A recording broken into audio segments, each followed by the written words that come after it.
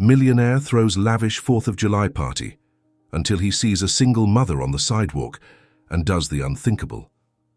What if the simple act of not looking away could change the fate of dozens of lives? That's what happened on the night of July 4th, when a powerful man stopped in front of a mother invisible to the eyes of the city, and instead of ignoring her, he reached out.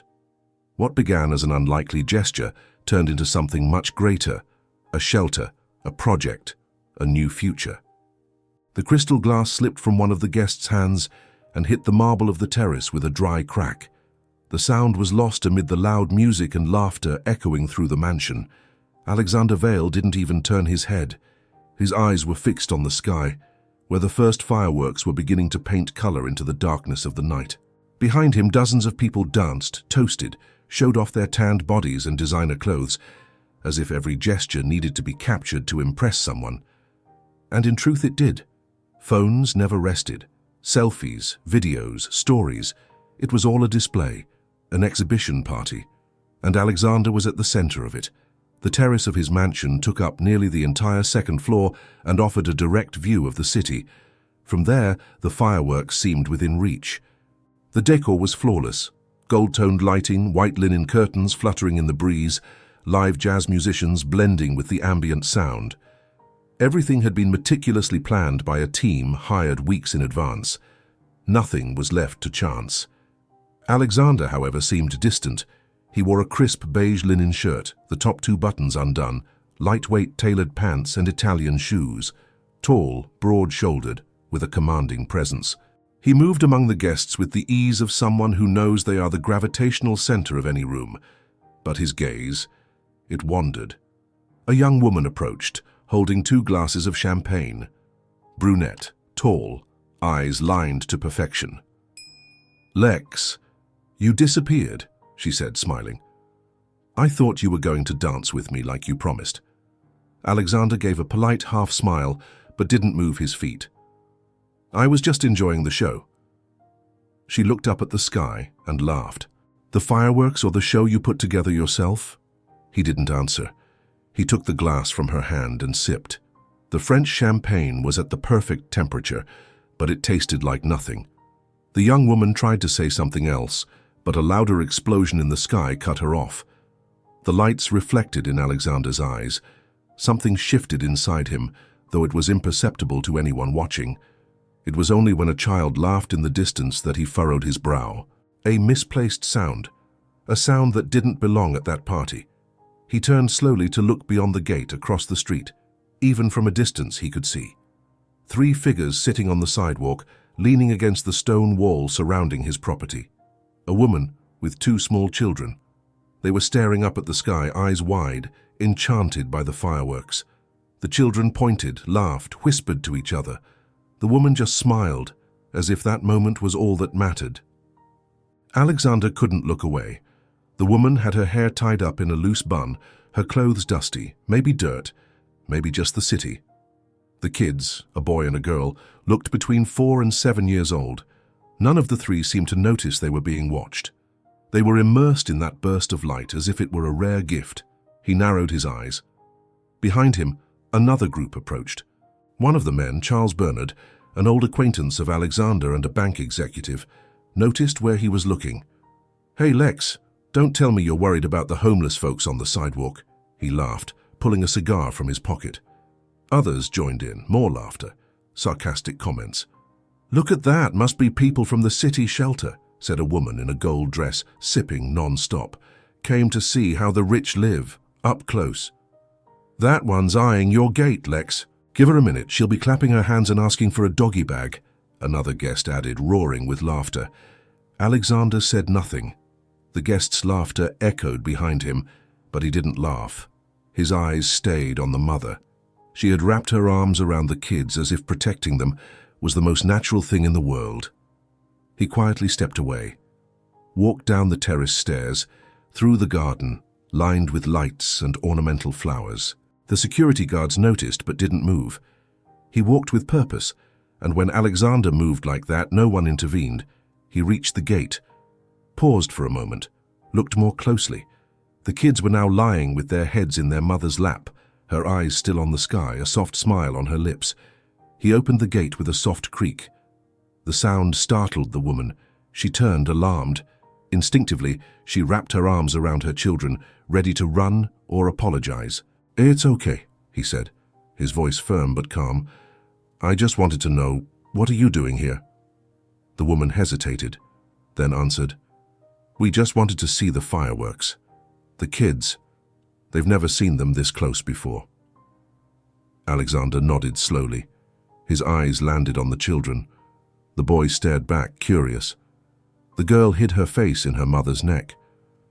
"What are your names?" "I'm Clara, that's Lucas, and she's Sophia." "Clara," he repeated, as if tucking the word away. "Do you live nearby?" She shook her head. "Not anymore. We're going through a hard time. I lost my job. We're trying to find a stable shelter. I just wanted to give them something beautiful tonight." There was a moment of silence. Inside the mansion, the music still thumped. More fireworks exploded above. Alexander looked back, then at her. "Come with me." Clara stepped back. "What?" "Come in, all of you." "Sir, we don't want to intrude." "You're not intruding. You're being invited." She hesitated again, her eyes caught between fear and hope. Then slowly she stood up with her children, took their hands, and walked with Alexander to the gate. When they entered the mansion, silence fell instantly. Conversations stopped. Laughter died down.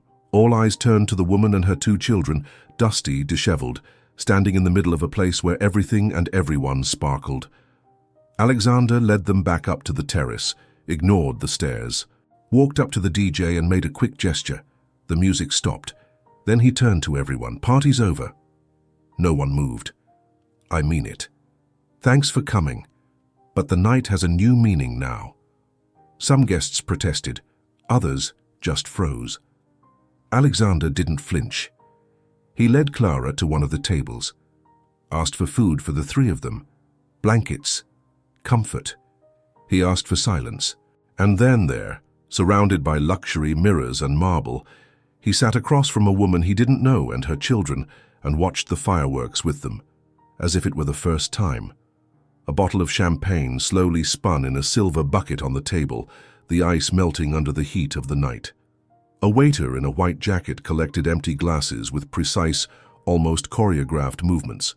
On the dance floor, a group of young people shouted the chorus of an electronic song pounding from speakers, hidden among palm trees and LED lights. Alexander Vale watched it all in silence, standing on the second floor of the mansion, hands in his pockets, his gaze fixed on the guests parading like actors in a play. It was already past 9, and the party was in full swing.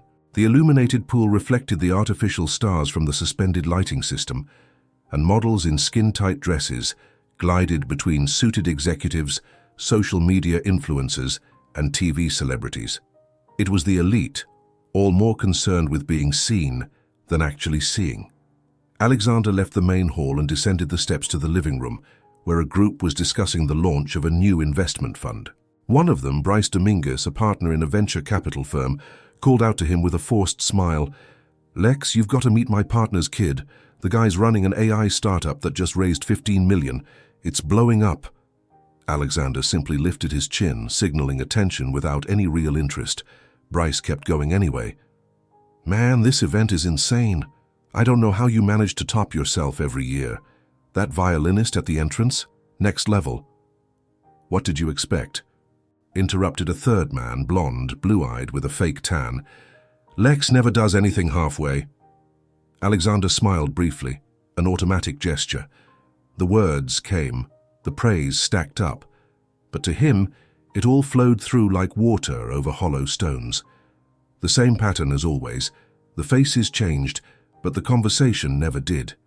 Business, numbers, appearances. "Lex," a female voice called out from the background. It was Mila Ravelli, former TV host turned lifestyle influencer. She wore a silver sequin dress and held a phone with a lens attachment. She walked up to him with the camera rolling. "Give us a little wave, come on. Let's show everyone the king of the night is in the building." Alexander raised one hand, unenthusiastically. "This one's going straight to my story. Get ready, you're gonna be all over the gossip pages tomorrow, Mila laughed as she returned to her group of friends. He turned to a waiter and grabbed a new glass of sparkling wine, took a sip. The taste, as always, was flawless, and yet it meant nothing. His gaze swept across the room, past the modern art hanging on the walls, the imported statues placed with precision around the central fountain, the American flags tastefully arranged in the decor, all rehearsed, all meticulously organized, and in the middle of it all him. Alexander Vale, 41 years old, owner of one of the largest private investment holdings on the West Coast, heir to a financial empire and architect of his own fortune. Tall, dark brown hair neatly trimmed, beard well-groomed, physique maintained with discipline. Nothing about him seemed out of place. When he walked, people made room. When he spoke, everyone listened. A man who inspired respect by presence alone. But there was something no one there could see. In the solitude of the early hours, when the voices faded and the glass reflected only the outline of his silhouette, Alexander stared into a void no achievement could fill. It wasn't sadness. It wasn't romantic loneliness. It was a lack of purpose, a fatigue disguised as power. He crossed the main hall and stepped out onto the second terrace, a more private one where a few guests smoked cigars and watched the fireworks still bursting across the sky. The view was privileged. The city below looked distant, small, like a lit-up model. As he leaned on the stone railing, he heard a forced laugh behind him. Charles Bernard again, chatting with two young investors, the same as before, always laughing louder than needed, always shaking hands too hard. "This is the kind of party that separates the men from the boys," Charles said. "Want to know who really runs things? Look at who Lex invites. If you're here, congrats, you were chosen." Alexander closed his eyes for a second, took a deep breath. It all felt like a play, a script acted out every year, always on the same stage, with the same extras. The only things that changed were the wine labels and the new faces trying to climb the social ladder with selfies and fake compliments. At the next table, a red-haired woman was talking about her latest trip to Greece. She showed photos on her phone while a friend pretended to be impressed. It was unreal. The yacht, the private chef, the diving. I never thought the Aegean could be so blue. Alexander looked up at the sky again. Fireworks exploded with a boom, splashing red and gold across the darkness. And for a brief moment, he wondered why the spectacle no longer moved him. As a child, fireworks had been pure magic, a sign that something grand was happening. Now they just seemed like noise, and worse, expensive noise. He stepped away from the group and walked back inside to the main hall, where a large LED screen displayed live drone footage of the party. He had personally hired the film crew to capture every angle of the event. Aerial shots, close-ups of VIP guests, even a live feed to the company's private channel, all broadcast in high definition as if someone out there was actually watching. At the back of the room, he found the pianist hired for the quieter hours. An elegant older man, dressed in a light suit, playing soft jazz with refined posture. Alexander watched him for a few seconds. "Want me to stop?" the musician asked, noticing him. "No. Keep going." It was the only thing that felt real. The sound of the keys, the movement of experienced hands across the piano. There was something sincere in the performance, something not meant to impress anyone, just to fill the space. Alexander grabbed another glass, his fourth of the night. He wasn't drunk. He rarely allowed himself to get close. Control was part of his code. As he walked through the hall again, faces multiplied around him, and every face, no matter how beautiful, how made up, how famous, felt out of place. None of those smiles were real. No one there truly knew who he was, and maybe that was the most tragic part of all. A security guard approached discreetly. "Mr. Vale, the fireworks crew says the final sequence begins in 5 minutes. Alexander nodded. He walked to the main terrace where over 100 people waited for the night's grand finale. He lifted his eyes to the sky again, and there, suddenly, unexpectedly, a memory surfaced. A random sidewalk. He was just a boy, holding his mother's hand. They were watching the fireworks from outside a square where the elite celebrated. He remembered the sound, the colors, and how his mother smiled despite having nothing. He remembered how unreachable it all felt. And now he was the center of the spectacle. But none of it felt like enough. The party everyone saw as the height of celebration was, for him, just another empty showcase. And while the crowd prepared for the climax of the fireworks, something inside Alexander began to stir, like a forgotten ember flickering back to life. He didn't know yet what would come next. But that night, despite all the luxury, beauty, and prestige, left a bitter taste. Because in the middle of so much light, he was beginning to realize just how deep in the dark he really was. A thunderclap of light exploded over the city, drawing gasps from the crowd gathered on the main terrace. The sky blazed with frantic colors, orange, blue, red, silver, each burst choreographed with precision by a company specializing in pyrotechnic shows. The guests applauded, toasted, filmed with their phones raised like digital torches. The soundtrack swelled in sync with the fireworks, and a female voice over the sound system announced, "The climax is just beginning." Alexander Vale didn't move. He stood at the stone balustrade of the terrace, hands folded in front of him. From where he was, he could see not only the dazzling party in full swing, but also the horizon beyond the edge of the property. The city lights flickered like fireflies, and the air carried a faint scent of gunpowder, mixed with jasmine from the floral arrangements in the lower garden. That was when a movement on the edge of his vision caught his attention. Across the street, beyond the wrought iron gate that separated his mansion from the world, 3 figures sat on the sidewalk, silhouetted against the darkness. They were huddled close, tucked into a corner of the outer wall but clearly visible whenever the fireworks lit up the sky. A thin woman, dark hair pulled back carelessly, and 2 small children, a boy and a girl, dressed in worn-out clothes, eyes wide and fixed on the sky. Alexander narrowed his gaze. The woman watched the fireworks with a shy, almost childlike smile. The children laughed and pointed upward at each explosion, cheering as if they were at the heart of an amusement park. They didn't seem to notice the contrast between where they were and what was happening on the other side of the gate. There was no envy in their eyes, only wonder. He stood still, watching. For a few seconds, everything around him seemed to fall silent. The music, the flashes, the toasts, all faded. There was only that image. A mother and her children sitting on the cold pavement, enjoying the one thing that didn't have a price that night, the spectacle in the sky. "What is it, Lex? You hypnotized?" asked Charles Bernard, appearing beside him with a glass in one hand and a cigar in the other. "Admiring your own masterpiece, is that it?" Alexander didn't respond right away. His eyes stayed fixed on the woman. "Did you see that?" he asked without looking away. Charles followed his gaze and let out a mocking laugh. "Oh my God, you're kidding, right? Those 3? Looks like something out of a movie. Homeless lady and her kids watching fireworks like they're at Disney. It's poetic even." Other guests joined them. Bryce Dominguez was one of the first. "What are you laughing at?" he asked. Charles pointed with his cigar. "At our host's alternate audience. Look, isn't that adorable?" Bryce leaned over to see. He grimaced. "Shit, yeah, how'd they get that close? Someone leave the gate open?" "Doubt it," said a woman in a navy blue dress, freckles and blonde hair in a bun. "Probably slipped in through the side. People like that always find a way." People like that," Charles echoed, taking a puff. "Always chasing a taste of glamour even from a distance." Laughter started to bubble around them.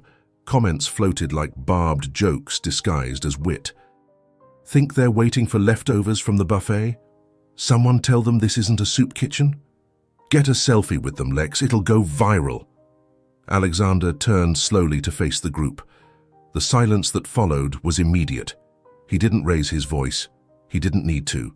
That sharp, cutting stare was enough to silence a room without effort. "They're just kids watching fireworks," he said at last. Charles shrugged. "And you're the man who paid for them. You should enjoy the view up close. Them, well," he chuckled. "They've got the curb." Alexander took a deep breath, then walked away slowly, leaving the group behind. He descended the stone steps leading to the side garden. The lighting there was softer, and the music had become a muffled echo. The perfectly manicured lawn stretched to the gate, still locked by an electronic mechanism. As he approached, he saw the woman rise suddenly. She pulled the children close, as if sensing danger. He stopped about 6 feet from the gate and spoke, his voice calm and low. "It's okay." The woman hesitated. Her shoulders were tense, her face sweaty and dirty. Still, she stood firm. There was something in the way she shielded her children that caught Alexander's attention. It wasn't ordinary fear. It was protection, dignity. "What are you doing here?" he asked. The woman lifted her chin. "We just wanted to see the fireworks. My kids. They'd never seen them before. At least not like this." The little girl beside her, around 4 years old, tugged at her mother's shirt. The boy, maybe 6, still watched the fireworks, distracted. Alexander looked down at them, then back at her. "Do you live around here?" She hesitated. "We don't have a fixed place. We go from one shelter to another." Alexander nodded slowly. There was no judgment in his face, only a strange, disarming calm. "What's your name?" "Clara." "And theirs?" "Lucas and Sophia." He looked at the children again. Then his eyes turned to the sky. The final sequence of fireworks had begun. A more intense, more colorful show, the grand finale. And there, standing before the woman and her children, as the sky lit up in a cascade of light, Alexander made a decision. "Wait here." He turned without haste and walked back up the steps, entered through the side of the house, crossed the now lively main hall, and went straight to the DJ booth. "Turn everything off. Mr. Vale, shut it down, now." The music stopped abruptly. Guests looked at each other, confused. A few glasses clinked in the sudden quiet. Alexander stepped onto the small decorative platform beside the bar. He looked out at everyone. There was no microphone. He didn't need one. "The party's over." The silence deepened. No one understood at first. "Thanks for coming, good night." Mila Ravelli came forward, stunned. "What do you mean it's over?" "Lex, everything's perfect. It's not even midnight." "I know what I said." Bryce put down his phone, stunned. "Dude, you're joking, right?" "I'm not." He stepped down from the platform, walked with steady steps toward the front gate, now being opened by security. Clara was still there, holding her children's hands. Alexander stopped in front of her and made a simple gesture. "Come with me." "To where?" "Inside. You're invited." She looked around, wary. I don't want to cause trouble." "You already did," he said with a slight smile. "And thank God for that." She seemed unsure how to respond. Finally, she took a step, then another, and not fully understanding, walked through the gate with her children. Alexander led them through the garden, ignoring the growing stares. Some tried to understand. Others simply judged. But he didn't care. For the first time in a long while, he was doing something that wasn't part of the script. The sharp click of a guest's high heels echoed against the marble floor as she abruptly turned toward the bar, visibly indignant. Beside her, a group of men in tailored suits spoke in hushed tones, trying to figure out whether the sudden silence was part of some elaborate surprise element of the party. The music had stopped, the fireworks were over, and the vibrant lights that had bathed the mansion in hues of blue and red were now replaced by a softer, almost intimate glow. At the center of it all, Alexander Vale walked slowly back toward the terrace, with Clara and her children at his side. The children, visibly shy, clutched their mother's hands tightly, their wide eyes scanning the luxurious surroundings with a mix of awe and apprehension. Clara kept her head high, but her steps were hesitant. Every foot of progress inside that palace felt like crossing a minefield of stares, whispers, and silent judgment. As they entered the grand hall, the guests parted instinctively. No one dared speak directly to Alexander. His presence carried too much weight even on a night like this. But their expressions said it all: shock, ridicule, disdain. "This has to be a performance," whispered a woman with chestnut hair styled in perfect waves. "An artistic act, or some kind of social campaign." "Yeah, or he's finally lost it," said Bryce, his glass now empty. "What's next? Turning the gala into a charity drive." Charles Bernard chuckled quietly and added, "Give it a minute. He'll be handing out blankets and boxed meals. The comments circulated like subtle poison. Alexander heard them. He knew exactly what was being said, but he didn't look away. He led Clara to the same balcony where he had watched the fireworks just moments before and stopped there in front of everyone. The woman, uneasy, clutched her shoulders. Lucas, the boy, was captivated by the city view. Sophia, more timid, glanced at the chandeliers like she'd stepped into a fairy tale castle. Alexander spoke without raising his voice, but his tone filled the room. Tonight, all of this is over. The party you came for no longer has a reason to exist. A heavy silence followed. No one dared to laugh, at least not out loud. A few nervous smiles were hidden behind sips of champagne. Others, clearly offended, drifted toward the front hall, murmuring. "Lex, come on. Are you really asking us to leave?" Bryce pressed. "This is your brand, the event of the year. The press is outside waiting for the show." Alexander didn't respond. He was watching Lucas, who was pointing at the city lights below with a dusty finger.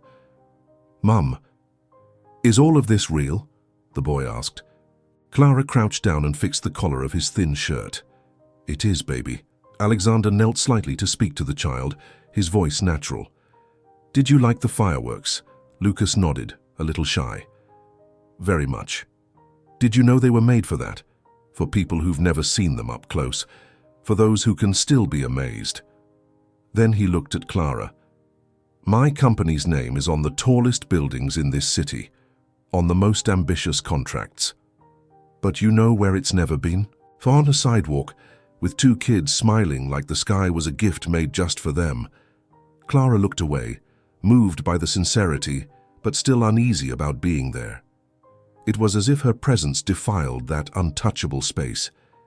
And yet Alexander kept her there, firmly, as if she were the most important guest of the night. In the background, one of the most influential women present, Helena Foster, a fashion magazine editor, approached Charles and said with a smirk, "Is this social embarrassment or a new kind of entertainment?" Charles crossed his arms, sarcastic. "Who knows? But I'm starting to think he's about to adopt all three. Maybe it's some emotional marketing stunt. Good press." Alexander heard them. He turned slightly to the group and spoke plainly. "If you want to leave, the door's open." This time there was no reply, only silence, and a slow trickle of discreet departures. The elite filtered out with frozen smiles and hurried steps. In a matter of minutes, the party that had been the epicenter of the 4th of July became a quiet, almost intimate setting. The terrace, now lit only by the warm glow of wall lanterns, felt more welcoming, more human.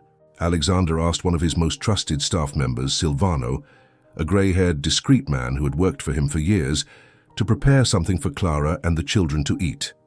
Bread, warm milk, fresh fruit. No extravagance, no show.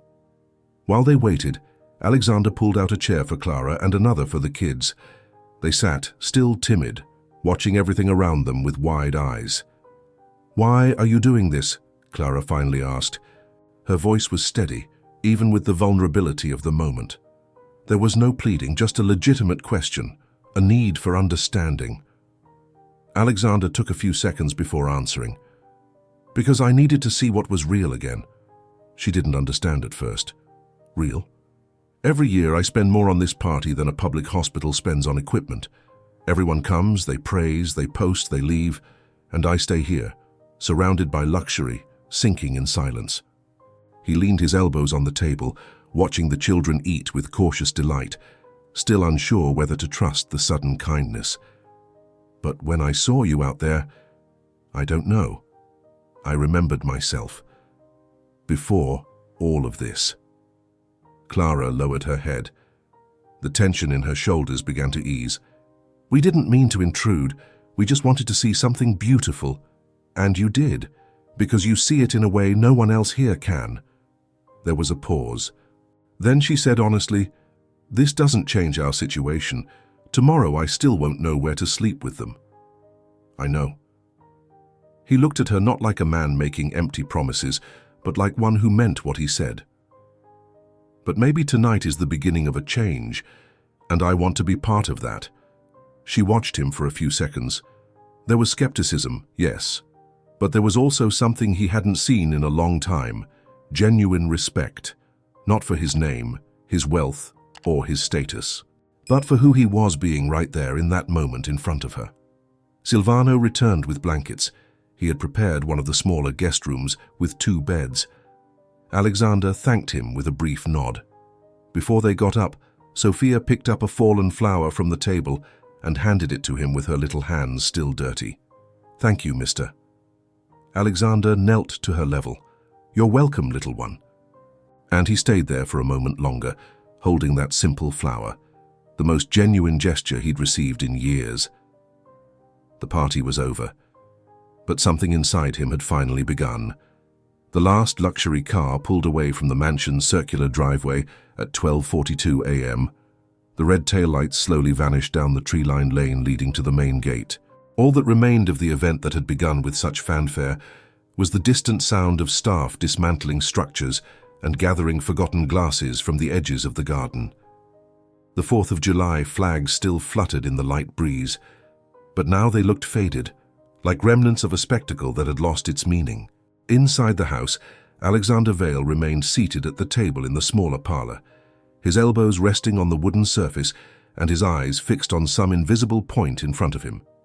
A plate of sliced fruit sat untouched before him. The glass of water no longer bore condensation. Across from him, Clara rested her eyes for the first time that night. She allowed herself to lean back in the chair. Her children, Lucas and Sophia, had been taken to one of the guest rooms and, despite initial discomfort, were now fast asleep. Alexander had personally asked Silvano to accompany them, make sure they had extra blankets, a nightlight on, and absolute quiet. And as always, Silvano delivered with precision. The silence between Alexander and Clara wasn't awkward. It was dense, the kind of silence that comes before important questions. "I didn't think you'd cancel everything," she said at last, her voice low. "There were hundreds of people here." Alexander took a few seconds to respond. They weren't people. They were shadows, images, a parade of egos. He ran a hand through his beard, thoughtful. "The saddest part is I became one of them and didn't even notice." Clara studied him carefully. Her expression was calm, but her eyes were alert, like someone life had taught not to fully lower her guard. Still, there was an opening now, the beginning of trust. "What made you change that tonight?" Alexander stared at his reflection in the glass of water, then looked back at Clara directly. "Seeing you and your kids on the sidewalk, that's it." She smiled in disbelief, though not mockingly. "That stood out to you that much?" "More than any contract I've signed in the last 5 years." He rose slowly, walked to the unlit fireplace, and leaned against the dark stone mantel. His shirt sleeves were still rolled up, collar open.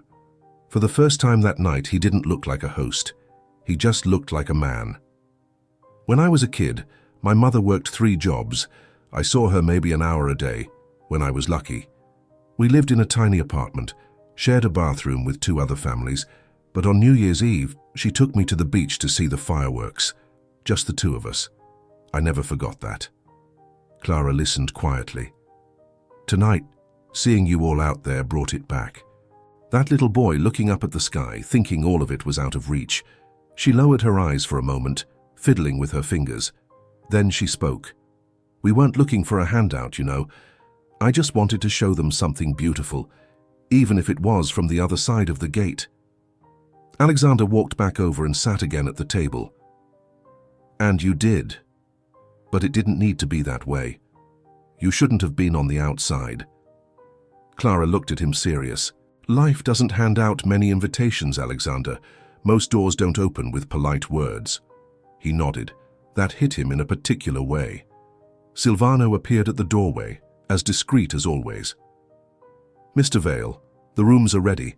The children are asleep. Anything else?" "Thank you, Silvano. You can rest. I'll speak with you in the morning." The man nodded respectfully and exited. Silence returned. Alexander stood once more, ran a hand through his hair and took a deep breath. Something was clearly shifting within him, not impulse but thawing. "What do you do for work, Clara?" She gave a bitter smile. "Used to work. I was a daycare assistant. Got laid off at the start of the pandemic. I haven't found anything steady since. Even cleaning jobs are hard to get with 2 little ones to look after. Do you have any support? Family? Friends? My parents passed away. The kid's father left before Sophia was born. Friends? Maybe 2. 1 disappeared. The other helps with a food box when he can. Alexander leaned back and stared at the ceiling for a moment. Then he looked at her again, with that steady, unwavering gaze. Tomorrow morning, I want you to have breakfast here, with your kids. Then we'll talk more, and yes, I'm going to help you. Clara furrowed her brow, immediately on guard. I don't want charity. I'm not offering charity. I'm offering opportunity. It's not the same. She studied him closely. What exactly are you thinking? Alexander rested his forearms on the table. I don't know yet, but I'm not going to write you a check and disappear. That doesn't change anything. I want to build something with you, starting with your family, but reaching others too. Families, mothers, children. A social project, maybe.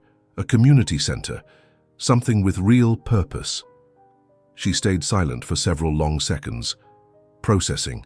It was too big. Too unexpected. You realize how crazy that sounds, right? Alexander smiled just a little, almost as crazy as shutting down the biggest party of the year in the middle of the night. Clara finally laughed. It was short, but real. For the first time, she didn't seem out of place in that house, as if her presence was finally part of something. All right, Alexander Vale, let's see where this goes. He extended his hand, firm. She shook it, looking him in the eye. See you in the morning. Yes, and it'll be the first of many different days, Clara. She left, accompanied by a house staff member who guided her to the prepared room. Alexander remained alone in the room for a few more minutes. Then he turned off the lights, grabbed the jacket draped over the chair, and headed upstairs to his bedroom with one unshakable certainty in his chest. Something deep had changed, and he would never be the same again. The aroma of fresh coffee filled the air as Clara pushed open the light wooden door that separated the bedroom corridor from the spacious dining hall. She was still wearing the same clothes from the night before, but her hair was neatly tied in a clean bun, and her face was freshly washed. The dark circles under her eyes remained, of course, but her gaze was different. Alive. Alert. Lucas and Sophia walked beside her hand in hand, a little shy as they approached the grand breakfast table. An assortment of breads, warm scrambled eggs, fresh fruit, milk, and freshly squeezed orange juice. There was no extravagance, no display of wealth. It was simple, elegant, and welcoming. Alexander was already seated at the head of the table in a white shirt with the sleeves rolled to his forearms, no tie. He held a coffee cup in one hand, his expression calm. He smiled when he saw them enter.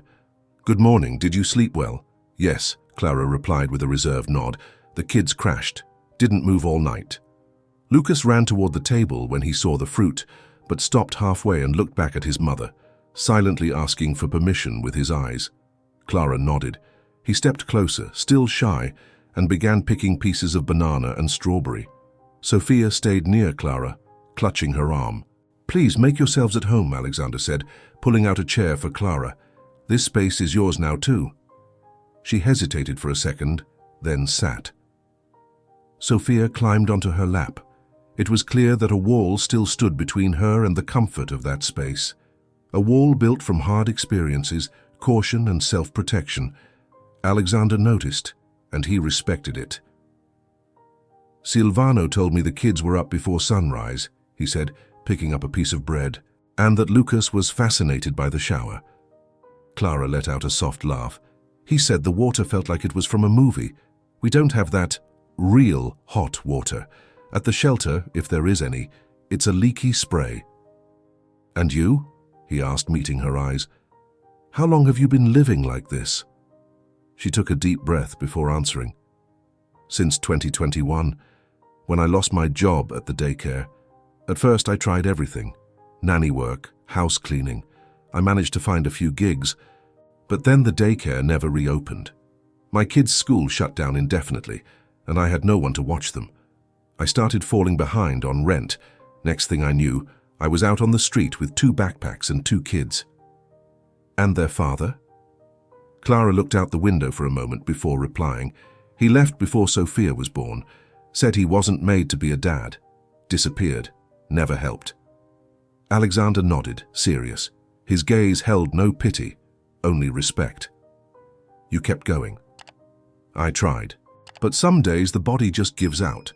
Some nights the hunger hits and there's no answer. We've slept on buses. We've been kicked out from under awnings. I've been shoved away by mall security while holding my kids. A heavy silence followed. Sorry for unloading all that, she said, lowering her eyes.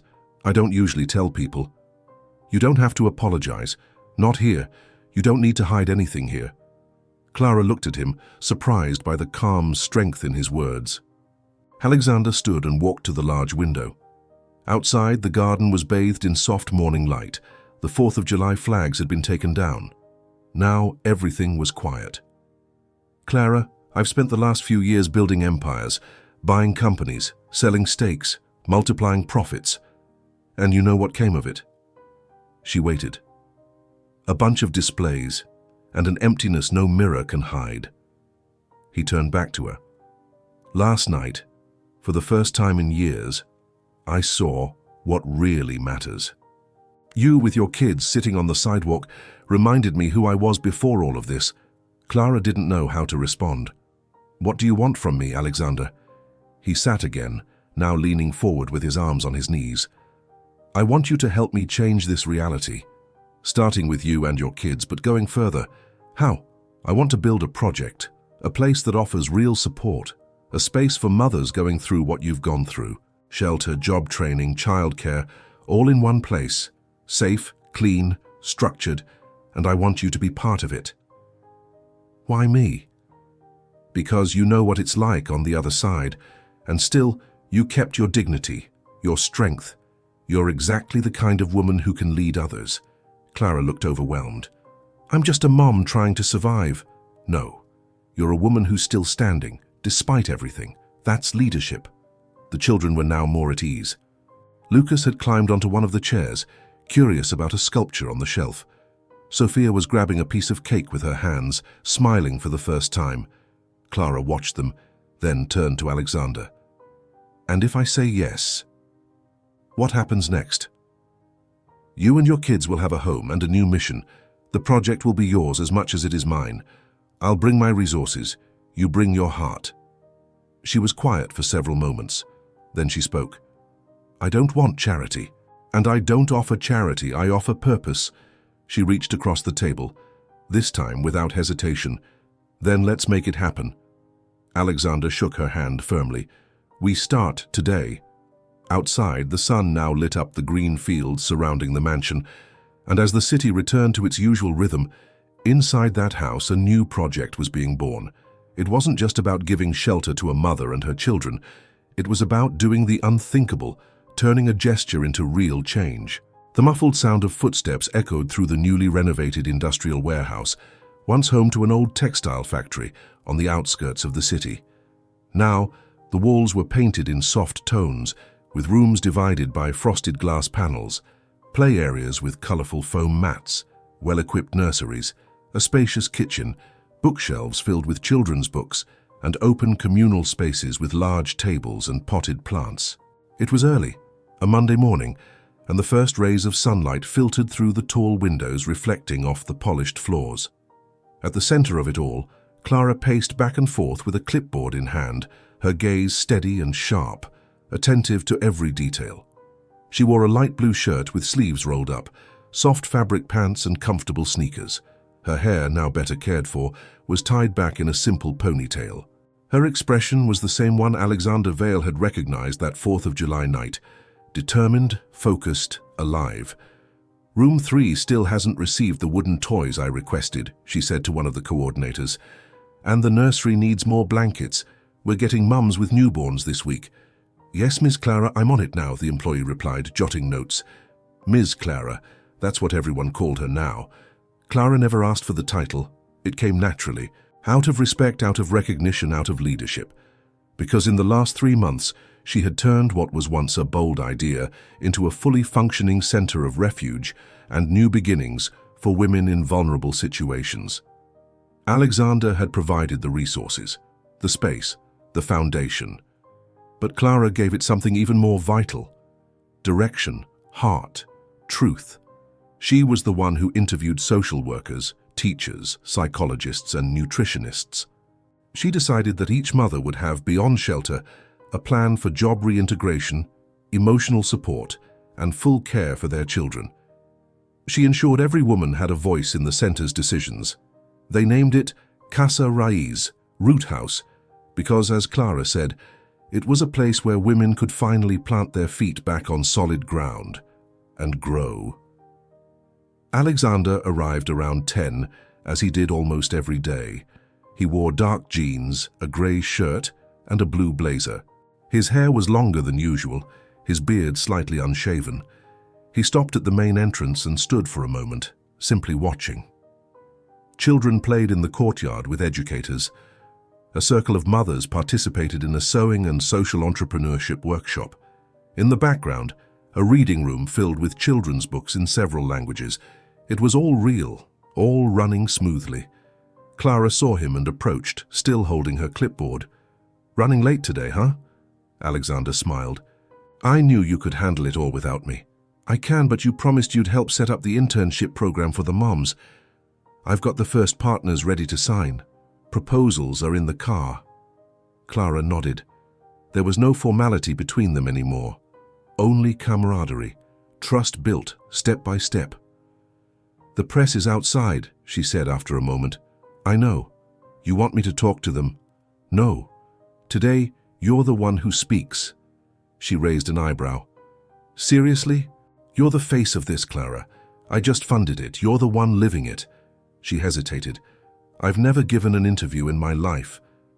"You've survived sleeping at a bus stop with your kids. This is easy." Clara smiled, almost despite herself. "You know I don't want to become some kind of symbol, Alexander. You're not a symbol. You're an example. That's much more powerful." They walked together to one of the outdoor areas where a small group of journalists waited. It wasn't an official press conference. Alexander didn't want the project turned into a PR stunt. But word had spread over the past week, and a few outlets wanted to cover the formal opening of Casa Raíz. Clara gave the interview. Simple, direct, with a strength that didn't come from volume but from conviction.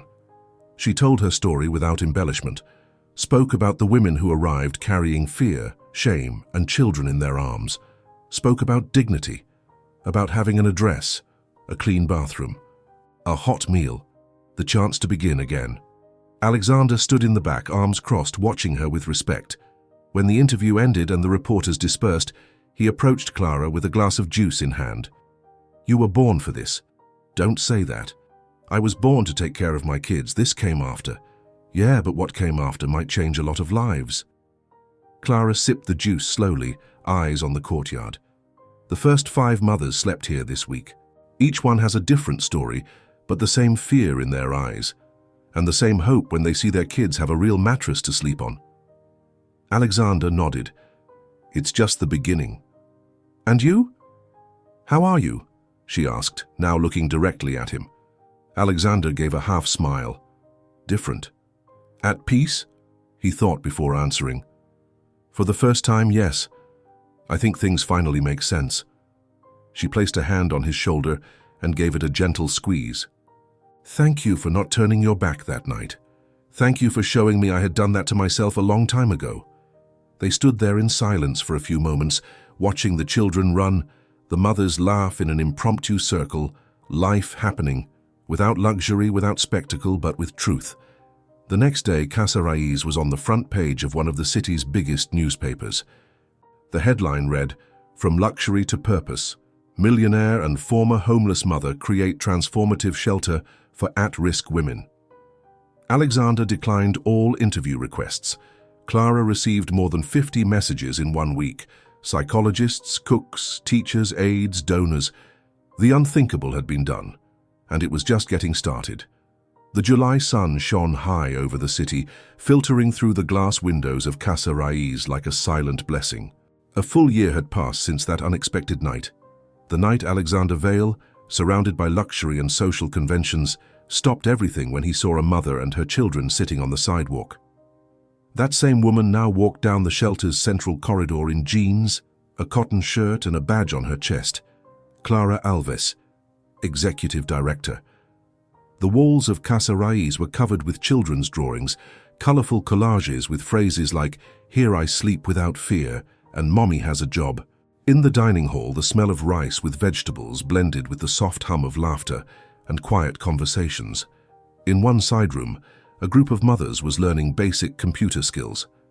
In the courtyard, Sophia pushed Lucas on a tire swing, while other children ran between garden beds full of leafy greens. Alexander arrived without fanfare. No blazer, no expensive watches, no flashy car. He wore khaki pants, a simple dress shirt with the sleeves rolled up, and his hair, now longer than usual, showed streaks of grey. He walked with his hands in his pockets, his gaze calm but attentive. Clara saw him from the veranda and smiled before he even noticed her. "Early today," she said, stepping down the 3 stairs that led to the central garden. "Wanted to see everything before the event starts. Guests start arriving in half an hour. Everything's ready." "I know. You don't miss a thing," he replied, his eyes gleaming. She shrugged playfully. "Old habit. Survival comes from paying attention to details." Alexander looked around. The mothers who had been there for months now smiled naturally. They had jobs, their kids were enrolled in school, their documents in order, and their self-worth steadily growing. There was real life here, built with bricks of effort, care, and humanity. "1 year," he murmured, "feels like a lifetime. Sometimes I feel like it just started yesterday.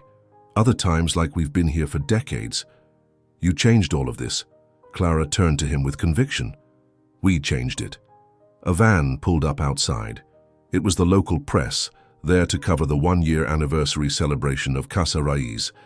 But this time everything was different. Alexander wouldn't be the focus. Clara would take the stage.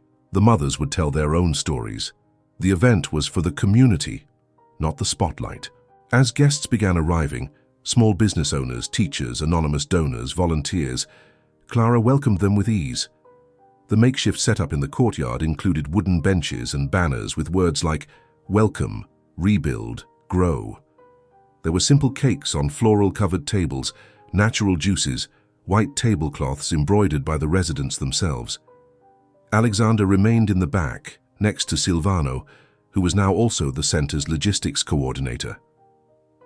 "You know, Mr. Fail," Silvano said with a faint smile, "if you'd told me a year ago you'd trade a champagne-soaked gala for passion fruit juice at a community shelter, I'd have laughed." Alexander smiled too. "And I would have agreed with you, but this is the best 4th of July I've ever had." Clara stepped onto the small stage, made of hand-painted crates. She picked up the microphone, brushed her hair behind one ear, and took a deep breath. Silence settled over the courtyard. "Good morning, everyone. Exactly 1 year ago today, I was sitting outside a mansion with 2 hungry, dirty children. I didn't know where we'd sleep that night. I just wanted them to see the fireworks, to believe, if only for a moment, that the world still had beauty." She paused. Her eyes found Alexander's standing at the back. One man who could have ignored us like everyone else stopped and did the unthinkable. He didn't hand us scraps. He gave us dignity. He listened, and he gave us space. She smiled. "But the most important thing is he didn't do it alone. He trusted me. And together we created Casa Raiz, a temporary home, a new beginning, a real place where women are seen, heard, and empowered." The mothers began to applaud. Some cried. One stood up and called out, "Thank you, Clara, you saved my life." Clara nodded, moved but steady. "I only reached for your hands when I needed someone to hold mine." After the speech, she stepped down from the stage. Alexander approached slowly. "Never thought I'd hear a speech like that from you. No script, no rehearsal." "I learned from the best," she replied, and they both smiled. "Know what made me proudest today?" Alexander asked. "What?" "That no one mentioned my name on stage. That means Casa Raiz belongs to the people who truly need it." Clara nodded. "And that's why it will last." Lucas ran up to them, his face sweaty, his eyes glowing. "Mom, the guy from the TV filmed me. He asked if I like it here."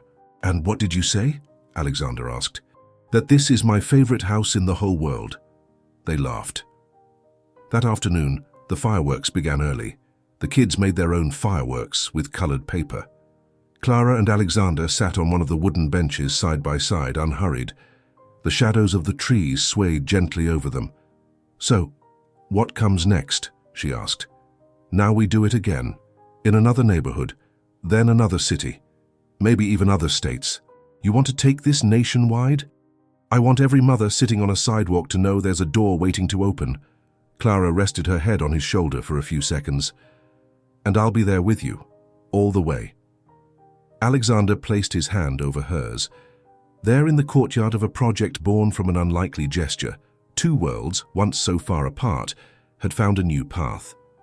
The sky above them was the same one Clara and her children had looked up at from the outside 1 year earlier. But now they were inside, and there were no more gates between them and the world. Hear what it meant to you. Remember to hit the like and subscribe buttons. This is really important for the channel. Really important. And if you're ready for another story of love and hope, click the first card or the second one to watch the full playlist. See you there.